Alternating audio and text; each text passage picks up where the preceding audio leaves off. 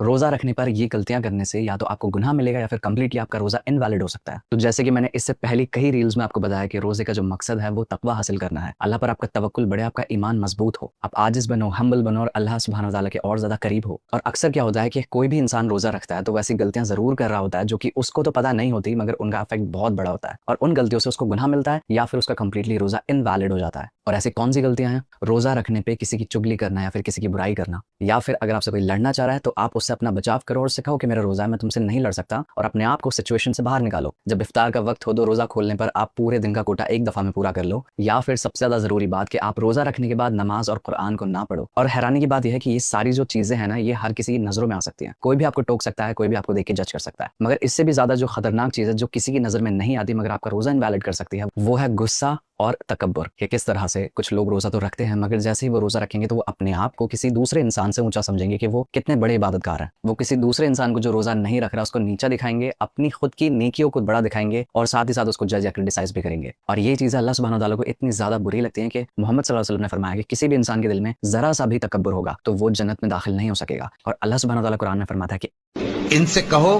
क्या तुम अल्लाह को अपनी दीनदारी जताते हो? ये लोग तुम पर एहसान रखते हैं कि मुसलमान हो गए।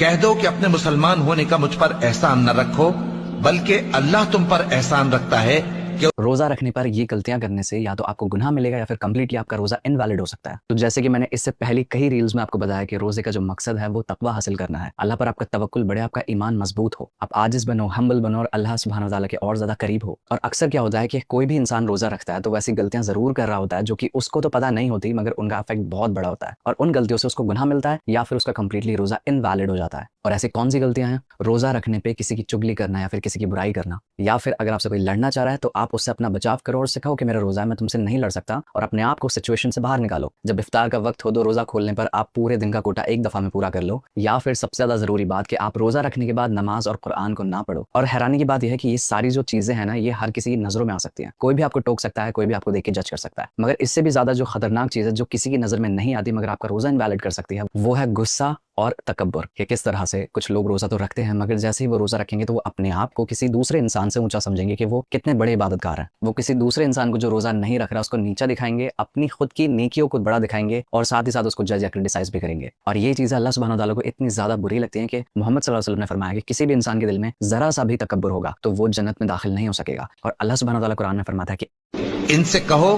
क्या तुम अल्लाह को अपनी दीनदारी जताते हो? ये लोग तुम पर एहसान रखते हैं कि मुसलमान हो गए। कह दो कि अपने मुसलमान होने का मुझ पर एहसान न रखो, बल्कि अल्लाह तुम पर एहसान रखता है